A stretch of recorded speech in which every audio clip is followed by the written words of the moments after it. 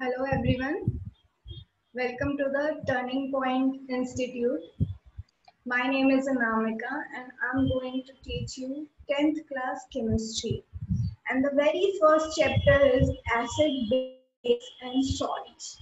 So first of all, what is the definition of acids, bases and salts? So we are going to introduce the basic concepts of acid, base and salts. So first of all, the modern definition of acid and base is given by the scientist Arrhenius. So what Arrhenius defined the acid and base? Basically, Arrhenius defined the acid and base in aqueous solution. Aqueous solution means water solution.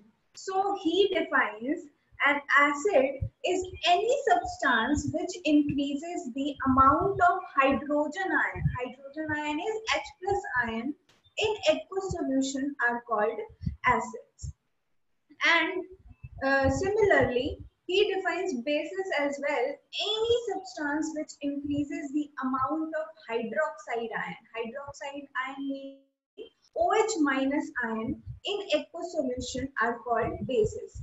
Basically, Arrhenius क्या कहना चाह रहा था कि अगर हम aqueous solution, water के solution में कोई भी substance dissolve कर रहे हैं, तो वो substance water को अगर H प्लस आयन डोनेट कर रहा है तो उसको हम क्या बोलेंगे कि वो क्या है, एसिड है.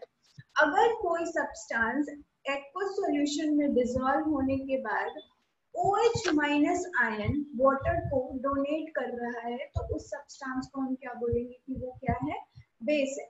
फॉर एग्जांपल, जैसे कि यहाँ HCl का एग्जांपल लिया है. AQ मतलब एक्वस सॉल्यूशन, HCl का एग्जाम्पल लिया है. तो जब हम इसको एक्वस सॉल्यूशन, वाटर के सॉल्यूशन में डिसॉल्व करेंगे तो ये जो HCl है, ये जो HCl का जो बॉन्ड है बीच का, ये क्या हो जाएगा, स्टार्टेड डिसोसिएटिंग, आयोनाइज होना स्टार्ट हो जाएगा. तो जो ज्यादा इलेक्ट्रोनेगेटिव होगा, इलेक्ट्रोनेगेटिव मतलब कि इलेक्ट्रॉन्स, बॉन्डिंग इलेक्ट्रॉन्स को अपनी तरफ पुल करना. तो हाइड्रोजन और क्लोरीन में क्लोरीन इज मोर इलेक्ट्रोनेगेटिव. तो क्लोरीन जो बॉन्डिंग इलेक्ट्रॉन्स है H और Cl के बीच का, वो अपनी तरफ पुल करेगा. तो बॉन्ड डिसोसिएट हो जाएगा, ब्रेक हो जाएगा bond.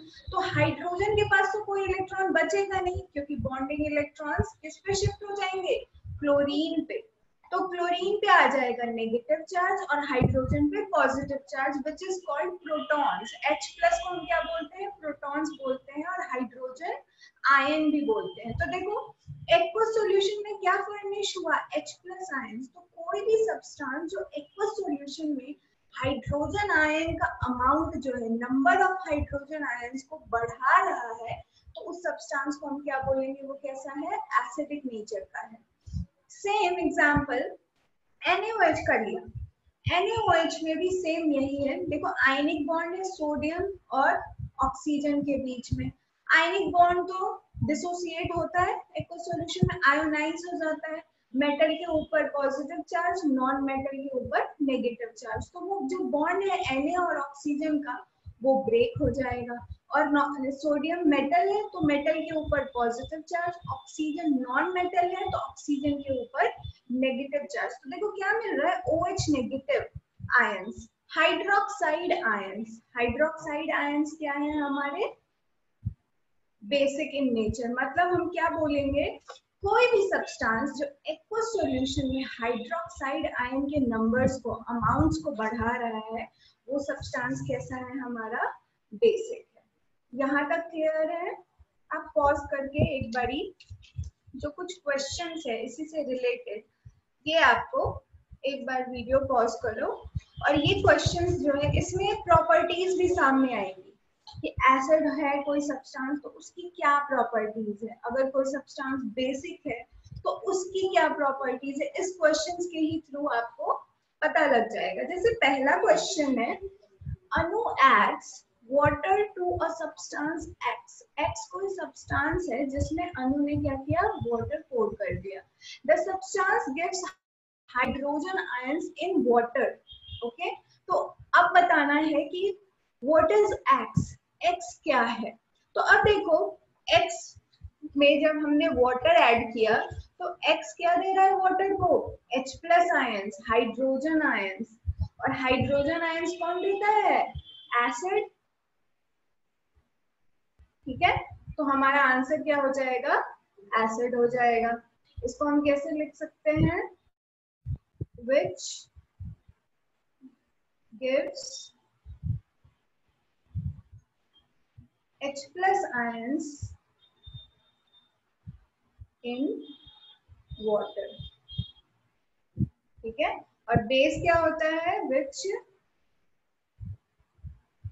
gives OH minus hydroxide minus ions in water. तो इसका आंसर क्या हो जाएगा? एसिड। वैसे ये वीडियो पॉज करके आप 2 मिनट 1 मिनट सोचो। Sea water conducts electricity. Okay, sea water conducts electricity while deionised water does not. Why is this? देखो, इलेक्ट्रिसिटी कौन कंडक्ट करता है? इलेक्ट्रिक करंट कब फ्लो होता है? जब आयंस हो। ठीक है, तो आयंस हम क्या बोलेंगे कि इलेक्ट्रिक करंट का फ्लो होगा। Electric current is the flow of charge particles. यहां मैं लिख सकती हूँ electric current is flow of charge particle. Charge particle मतलब आयंस, कटायन होगा, अनायन होगा। ठीक है,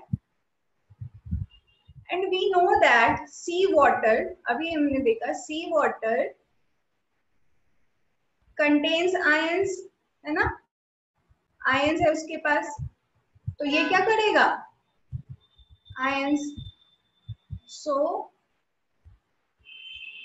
they can conduct electricity, while ये जो deionized water लिखा है, deionized मतलब इसके पास कोई भी आयंस नहीं है, सारे आयंस क्या कर लिए गए हैं? फिल्टर आउट कर लिए गए। डीआयोनाइज्ड वाटर, तो इसके पास कोई आयंस ही नहीं है, तो ये क्या करेगा? Does not conduct electricity. Ions होंगे तभी इलेक्ट्रिक करंट का फ्लो होगा। तो deionised water does not contain ions, no ions to flow।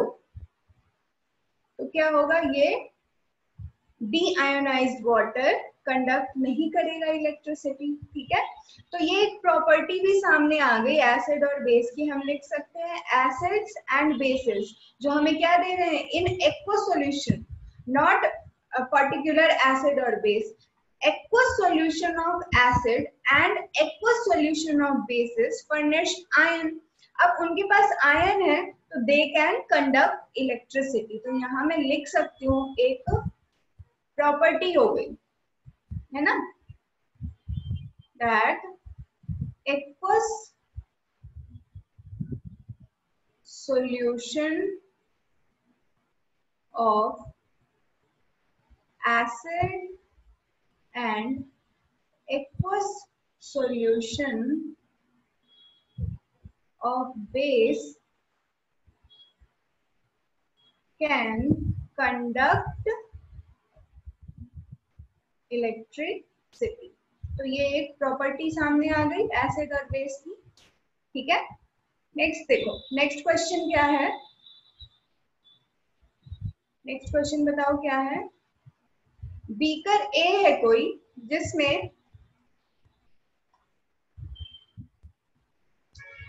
Beaker A है जिसमें क्या है? 80 ml ऑफ वाटर और उसमें क्या है?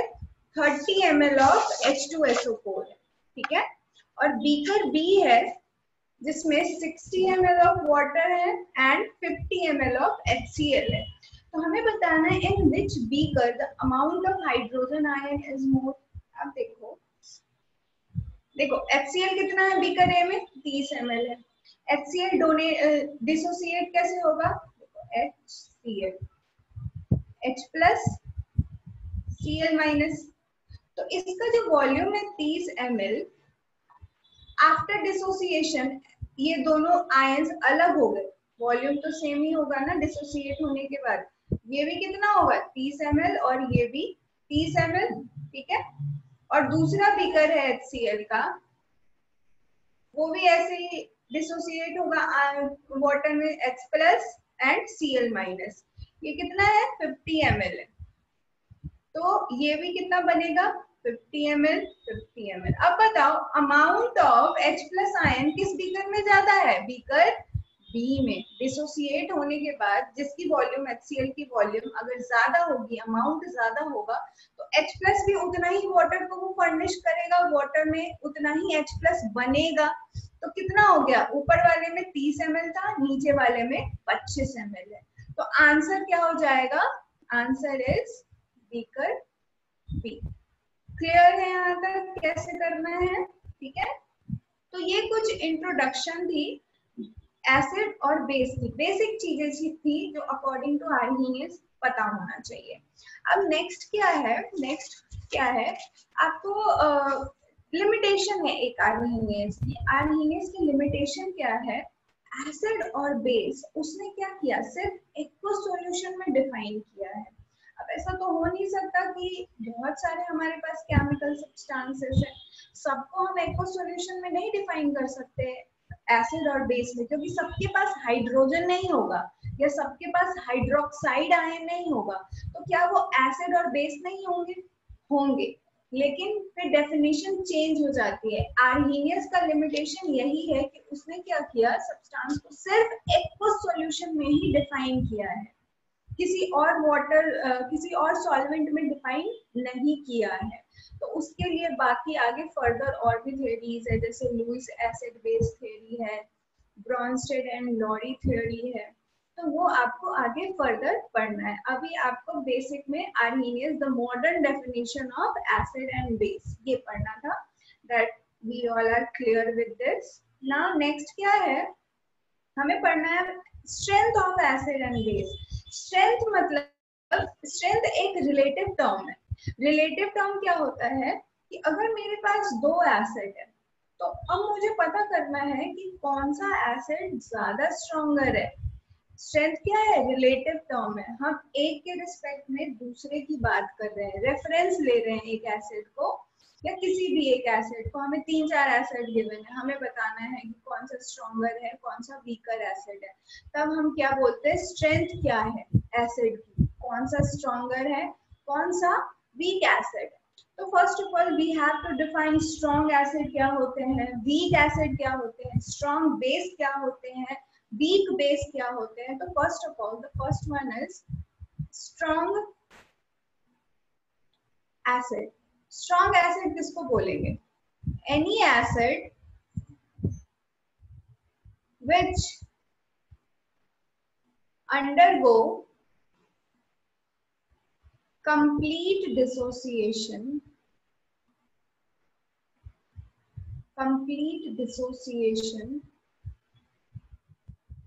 in aqueous solution।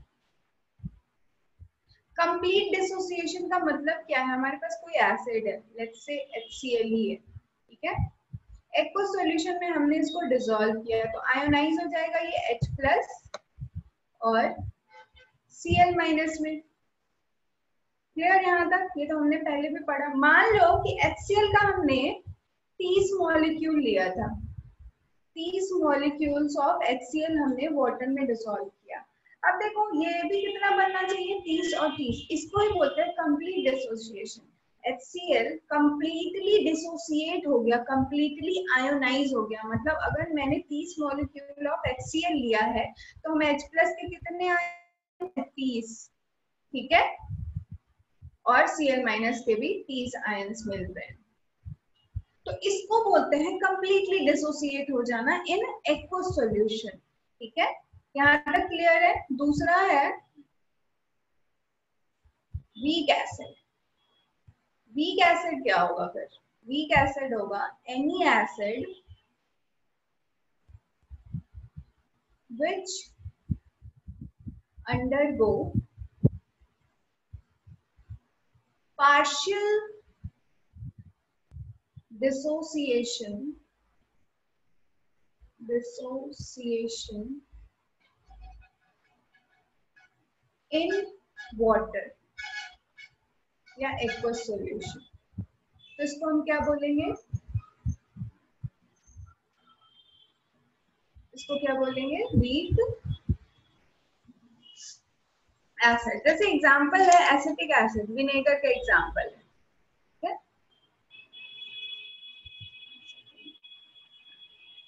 विनेगर का एग्जांपल है। तो अब देखो मैंने जैसे एग्जांपल लिया, vinegar is acetic acid, formula होता है CH3COOH इन एक्वस सॉल्यूशन।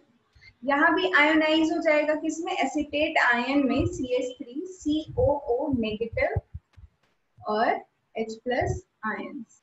अब देखो पार्शियल डिसोसिएशन का मतलब क्या है कि मान लो कि ये 30 मॉलिक्यूल लिया है, इसका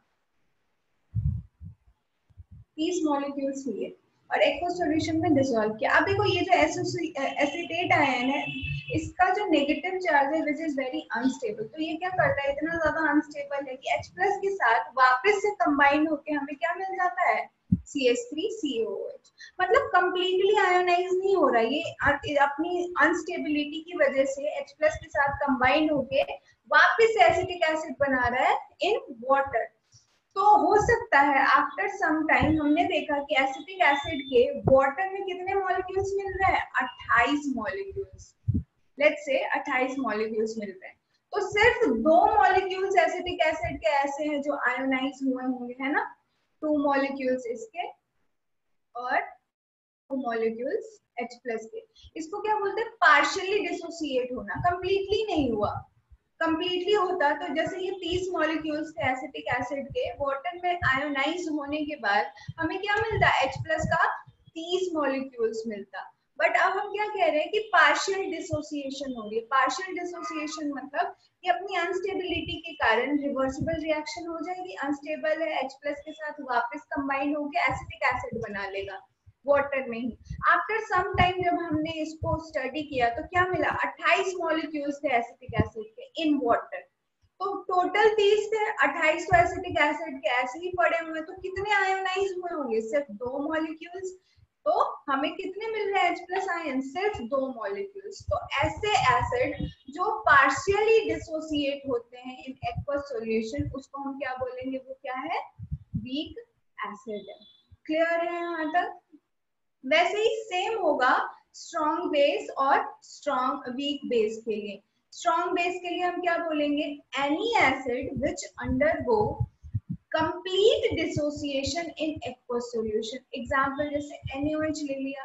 अब NaOH के भी हमने क्या ले लिए, 30 मॉलिक्यूल्स, आयोनाइज हुआ एक्वस सॉल्यूशन में Na+ and OH-।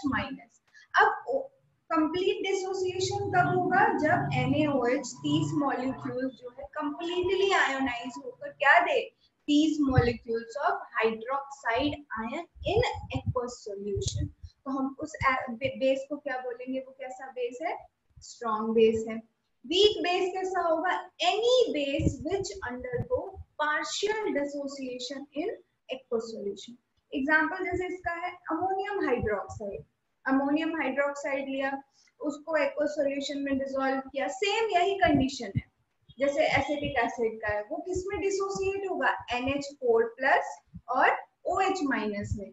NH4+ is very unstable, तो वो क्या करेगा, OH- के साथ वापस कंबाइन होकर हमें क्या देगा, NH4OH। तो अगर मान लो हमने 30 मॉलिक्यूल्स लिया है सोडियम अमोनियम हाइड्रोक्साइड का, और हम देख रहे हैं after some time 27 molecules water में अमोनियम हाइड्रोक्साइड के एज इट इज है, तो कितने मॉलिक्यूल्स आयोनाइज हुए होंगे, सिर्फ 3। तो हमें हाइड्रोक्साइड आयंस के कितने मॉलिक्यूल्स मिल रहे हैं, सिर्फ 3 मॉलिक्यूल्स मिल रहे हैं। तो इसको क्या बोलेंगे, पार्शियल डिसोसिएशन। और पार्शियल डिसोसिएशन जिस भी सब्सटेंस का होगा वो क्या होंगे, सारे वीक बेसिस या फिर वीक एसिड होगा। आर वी क्लियर हियर, यहाँ तक क्लियर है। चलो ठीक, नेक्स्ट है, नेक्स्ट हम इसमें और आगे पढ़ेंगे। जैसे यहाँ देखो, अब स्ट्रेंथ ऑफ एसिड बेस को डिफाइन करने के लिए हम एक स्केल लेते हैं जिसको बोलते हैं पीएच। पी स्मॉल लिखते हैं, एच लार्ज लिखते हैं। इसका मतलब होता है पावर ऑफ हाइड्रोजन। इस पे डिबेट चलती है किसको कैसे डिफाइन करना है, बट जो स्टैंडर्ड है वो मैं लिख दूंगी। या फिर हम बोलते हैं पोटेंशियल ऑफ हाइड्रोजन। ये एक स्केल है, पीएच स्केल है। इसका जो होता है स्केल ये है 0 to 14 के लिए, ठीक है। मिड टर्म है इसका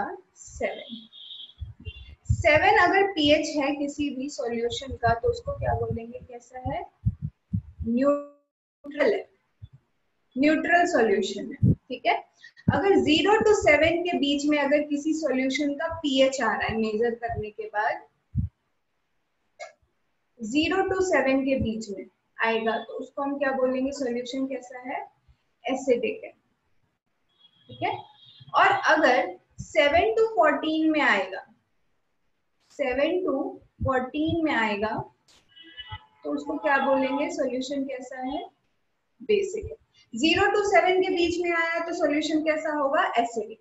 7 to 14 के बीच में आएगा तो सॉल्यूशन कैसा होगा, बेसिक। और अगर किसी का पीएच 7 आ रहा है तो वो सॉल्यूशन कैसा होगा, न्यूट्रल होगा। अब जैसे जैसे पीएच इंक्रीज हो रही है 0 to 14, जैसे जैसे हम पीएच इंक्रीज कर रहे हैं ना, तो देखो एसिडिटी से सॉल्यूशन कैसे किस तरफ जा रहा है, बेसिसिटी की तरफ जा रहा है। तो हम कैसे कह सकते हैं, पहले तो ये लिख लो कि पीएच अगर ग्रेटर देन 7 होगा तो सॉल्यूशन कैसा होगा, बेसिक, ठीक है। पीएच लेस देन 7 होगा तो सॉल्यूशन कैसा होगा, एसिडिक। और पीएच अगर इक्वल टू 7 है तो सॉल्यूशन कैसा होगा, न्यूट्रल। यहाँ तक तो हम क्लियर है, ठीक है। अब मैं क्या कह रही हूँ, जैसे जैसे पीएच इंक्रीज हो रहा है, ठीक है, पीएच इंक्रीज हो रहा है तो हमारा सॉल्यूशन कैसा हो रहा है, बेसिक हो रहा है।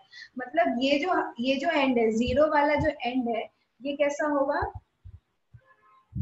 हाईली एसिडिक होगा। और ये वाला जो एंड है, 14 वाला एंड है, वो कैसा होगा, हाईली बेसिक होगा, ठीक है। या फिर कह सकते हैं हाईली एसिडिक का मतलब क्या है, more amount of H plus ions. और हाईली बेसिक का मतलब क्या है, more amount of hydroxide ions. तो जैसे जैसे पीएच इंक्रीज हो रही है, हाइड्रोजन आयन की कंसेंट्रेशन डिक्रीज हो रही है, अमाउंट डिक्रीज हो रही है, क्योंकि हम किधर जा रहे हैं, बेसिसिटी की तरफ जा रहे हैं। और हाइड्रोक्साइड आयन की अमाउंट क्या हो रही है, इंक्रीज हो रही है। तो as pH increases, the amount of H plus ions decreases, ठीक है, and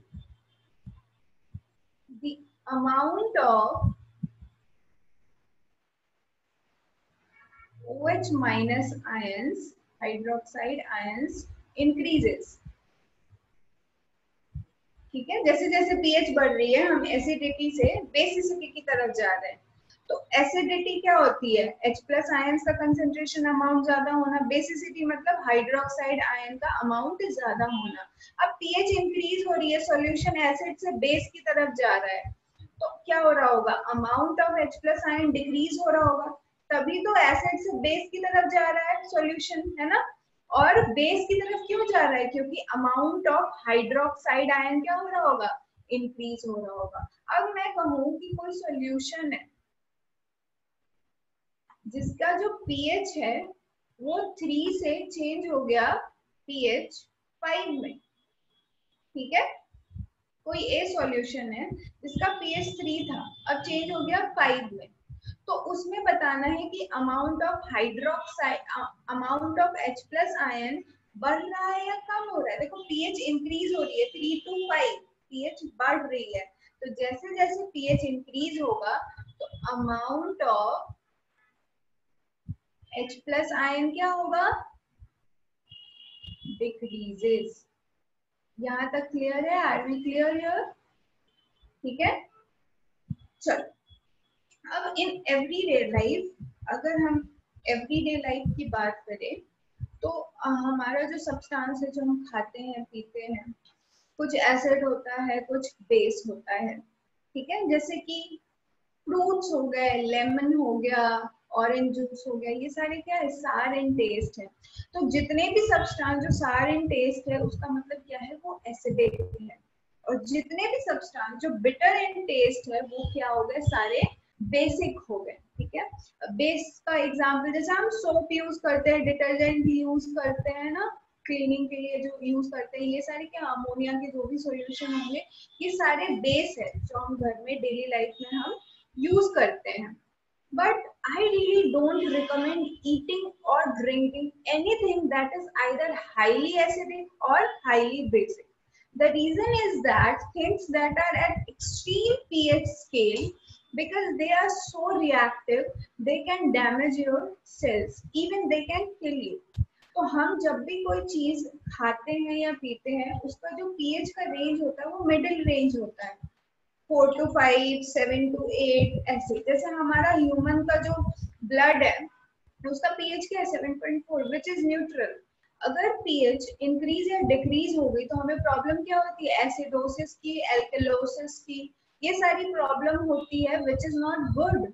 हमें डॉक्टर्स को दिखाना होता है, ट्रीटमेंट होती है। तो जो ह्यूमन ब्लड है उसका पीएच हमें मेंटेन करना होता है एट अ न्यूट्रल पॉइंट 7.4। वैसे ही सी वाटर का भी पीएच क्या है, न्यूट्रल है।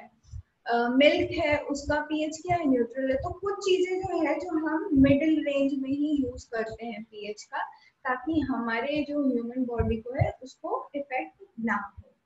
चलो यहाँ तक तो क्लियर है।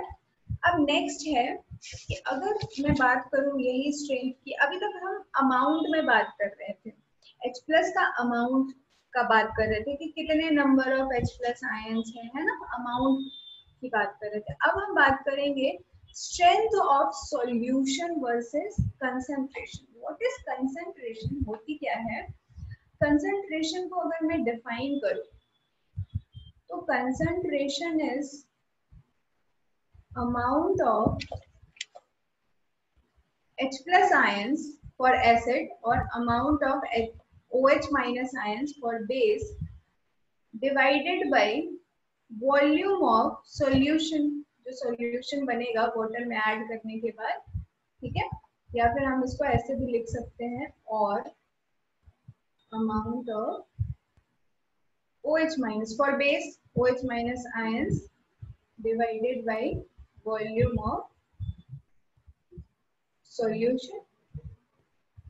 ठीक है, मान लो, अब देखो कंसंट्रेशन के टर्म में हम स्ट्रेंथ कैसे डिसाइड करेंगे। जैसे मैंने एग्जांपल लिया, we have a glass of water. ठीक है, और हमारे पास एक बॉटल है और हमारे पास एक टैंक है जिसमें same amount of H+ ion है। सेम अमाउंट मतलब इसमें अगर मैं कह रही हूँ 100 H+ आयंस है, इसमें भी कितने होंगे, 100 H+ आयंस होंगे, और यहाँ भी कितने हैं, 100 H+ आयंस। सेम है, amount of H+ ions is same. अब देखो जो वॉल्यूम होगा ग्लास का उतना ही तो वाटर का वॉल्यूम होगा। ग्लास का साइज अगर ये है तो पानी भी इतना ही होगा, जो ग्लास का वॉल्यूम होगा वही वाटर का वॉल्यूम होगा। जो बॉटल अब बड़ा हो गया साइज, तो अब उसमें ज्यादा पानी आएगा, वॉल्यूम ज्यादा होगी वाटर की। टैंक और बड़ा हो गया तो और वॉल्यूम ज्यादा होगी पानी की। अब इसमें जो हम पानी मिक्स कर रहे हैं सॉल्यूशन में, एक्वा सॉल्यूशन में, ये जो H+ आयंस है ये किसमें हम डिसॉल्व कर रहे हैं, वाटर में। अब देखो वाटर का वॉल्यूम तीनों में ही डिफरेंट है, वॉल्यूम ऑफ सॉल्यूशन जो है तीनों का ही डिफरेंट है। सबसे ज्यादा कम किसका वॉल्यूम होगा? ग्लास का। क्यों होगा? क्योंकि छोटा है बॉटल के कंपैरिजन में और टैंक के कंपैरिजन में। तो जितना कम वॉल्यूम ऑफ सॉल्यूशन होगा उतना ही ज्यादा क्या होगा? कंसंट्रेशन होगा। बताओ, होगा ना? डिनोमिनेटर जितना कम होता है कंसंट्रेशन क्या होगी? अगर आफ्टर डिवाइड करने के बाद अगर हमारा डिनोमिनेटर छोटा है तो वैल्यू क्या आएगी? ज्यादा आएगी, है ना? तो यहाँ ग्लास की वॉल्यूम कम है तो कंसंट्रेशन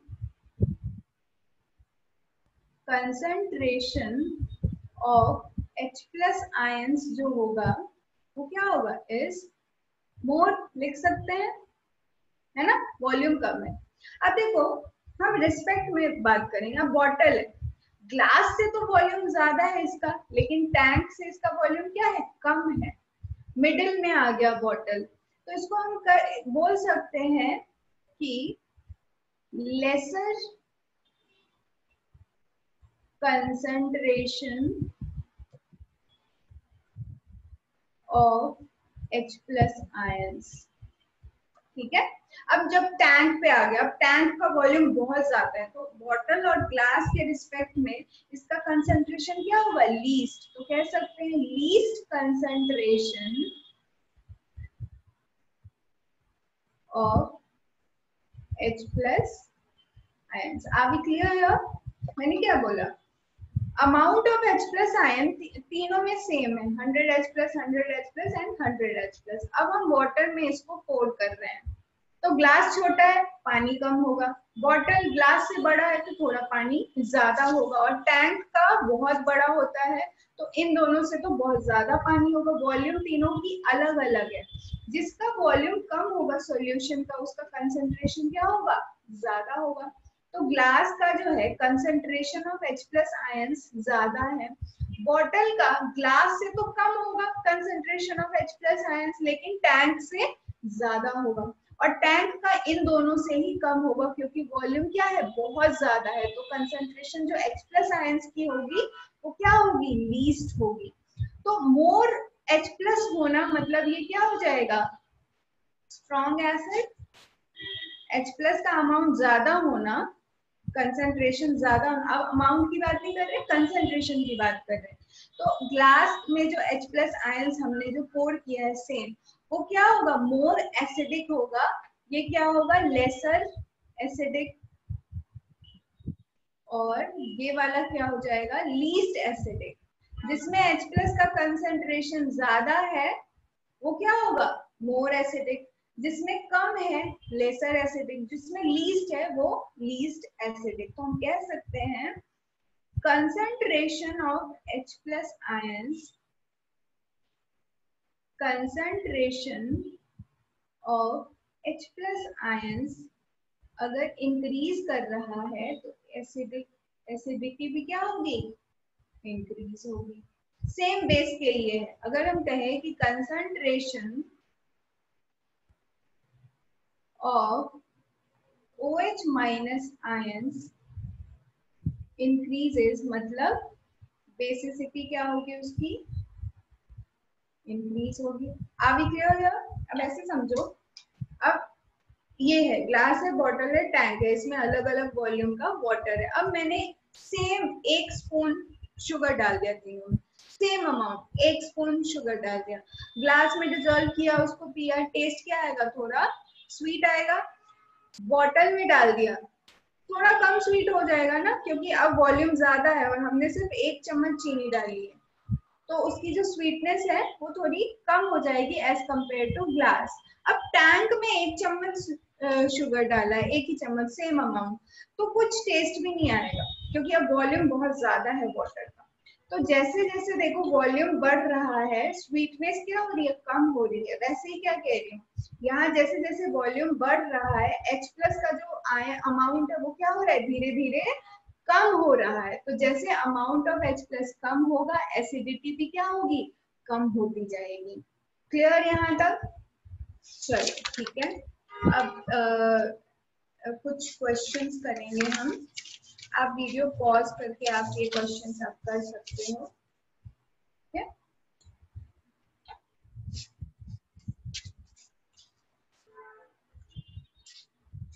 नेक्स्ट है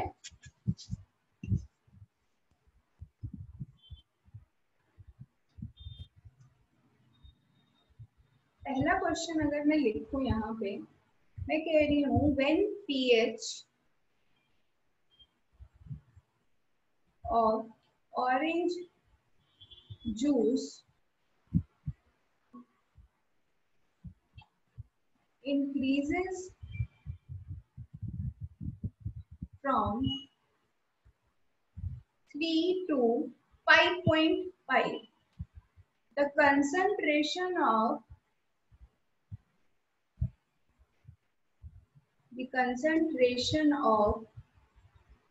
H plus ions, अब आपको ये बताना है क्या होगा। पहला ऑप्शन है इंक्रीजेस, दूसरा है decreases, and the C is remains same. Video pause करो और बताओ, ये हमने पहले भी डिस्कस किया है ना। जब पीएच जो है किसी भी सब्सटेंस का, ऑरेंज जूस का, चेंज क्या हो रहा है 3 to 5.5, पीएच इंक्रीज हो रही है। 0 to 14 के रेंज में अगर हम जा रहे हैं, ठीक है, इधर क्या है 7 है, ये एसिडिक है, इधर बेसिक है, और पीएच क्या हो रही है इंक्रीज हो रही है 3 to 5.5। पीएच इंक्रीज हो रही है मतलब बेसिसिटी की तरफ हम जा रहे हैं ना, तो H प्लस आयन का जो कंसेंट्रेशन है वो क्या होगा, कम होता जाएगा जैसे जैसे पीएच इंक्रीज होगा, एज वी डिस्कस्ड अर्लियर। तो यहाँ क्या होगी, concentration of H plus ions decreases।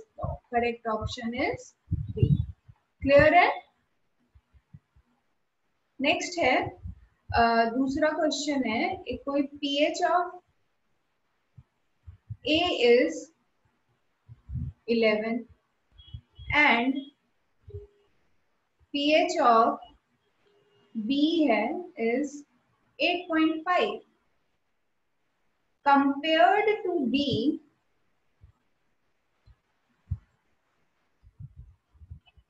A is options देखो, strong base, B strong acid। देखो pH A का क्या है 11 है, pH B का क्या है 8.5 है। 11 वाला क्या होगा, इधर कहीं 7 to 14 के बीच में लाई कर रहा होगा, है ना, बेसिक हो गया। और pH का B क्या है 8.5, ये भी बेसिक है। लेकिन अब देखो 8.5 to 11 pH इंक्रीज कर रही है, मतलब concentration of hydroxide ion increase हो रही है। तो जो A है एज कंपेयर टू B ज्यादा बेसिक होगा। हम क्या चाह रहे हैं 8.5 to 11 की तरफ pH इंक्रीज हो रही है। जैसे जैसे pH इंक्रीज होती है एसिडिटी कम होती जाती है, बेसिसिटी बढ़ती चली जाती है, concentration of H plus ions कम होता जाता है और कंसंट्रेशन ऑफ हाइड्रोक्साइड आयन बढ़ता जाता है। तो जितना ज्यादा अमाउंट ऑफ हाइड्रोक्साइड आयन होगा उतना ही क्या होगा, वो सब्सटेंस बेसिक होगा। तो A क्या होगा, A is a strong base. ठीक है, तो हमारा करेक्ट ऑप्शन क्या हो गया, ये वाला। क्लियर है, आर वी क्लियर है। नेक्स्ट है third part is the human stomach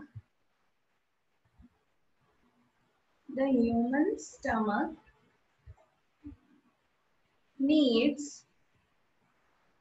to maintain a pH level between 1 and 2 to digest food. Okay, human stomach is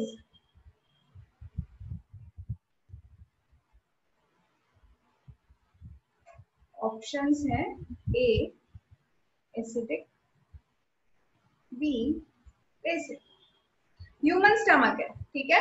वो क्या कह रहे हैं कि टू डाइजेस्ट फूड हमें पीएच लेवल कितना मेंटेन करके रखना है, 1 से 2 की तरफ, ठीक है। अब पीएच स्केल देखो, 0 to 7 वाला सारा सॉल्यूशन क्या होगा, एसिडिक होगा। तो इसका आंसर क्या होगा, ह्यूमन स्टमक क्या है, एसिडिक है। A is correct option. Video pause करके आप खुद भी सॉल्व कर सकते हो, ठीक है। एंड द फोर्थ पार्ट, एक लास्ट क्वेश्चन कर लेते हैं। When pH increases from 7 to 8.5, pH increase हो रही है 8.5, the concentration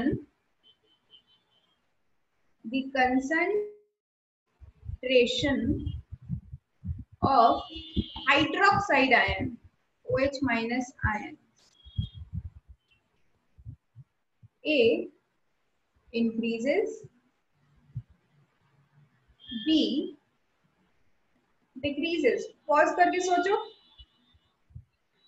pH क्या हो रही है, इंक्रीज हो रही है 7 to 8.5। when pH increases, acidity decreases, basicity increases, concentration of hydrogen ion decreases and the concentration of hydroxide ion increases। तो यहाँ पे आंसर क्या हो जाएगा हमारा, increases, ठीक है, क्लियर है। तो यहाँ पे जो आंसर होगा वो क्या होगा, लिख सकते हैं यहाँ पे increases। The correct option is A। I hope ये सब आपको क्लियर हो गया होगा। अब नेक्स्ट क्लास में, ये तो हमने बेसिक चीजें पढ़ी, इंट्रोडक्टरी पार्ट थी, एसिड क्या होता है, बेस क्या होता है, डेफिनेशंस पढ़ा हमने, प्रॉपर्टीज धीरे धीरे क्वेश्चंस करते हुए हमने पढ़ा, स्ट्रेंथ पढ़ ली हमने, कौन सा स्ट्रॉन्ग एसिड होगा, स्ट्रॉन्ग बेस होगा, वीक एसिड होगा या वीक बेस होगा, हमने क्वेश्चंस भी कर लिए। तो आई थिंक अब आपको कोई भी क्वेश्चंस दिया जाएगा आप उसको कर लोगे। अब नेक्स्ट क्लास जब हमारी होगी तो उसमें मैं आपको reactions of acid and bases बताऊंगी, chemical reactions of acid and base, और इसी तरीके से क्वेश्चंस करके उसको हम इंटरेस्टिंग बनाएंगे और आपको भी मजा आएगा, मुझे भी बताने में मजा आएगा, और हम उसको खत्म करेंगे और फिर हम नेक्स्ट टर्न पे फिर सॉल्ट भी पढ़ेंगे। तो आप नेक्स्ट टर्न के लिए ये इसको रिवाइज करते रहना। Okay, thank you so much.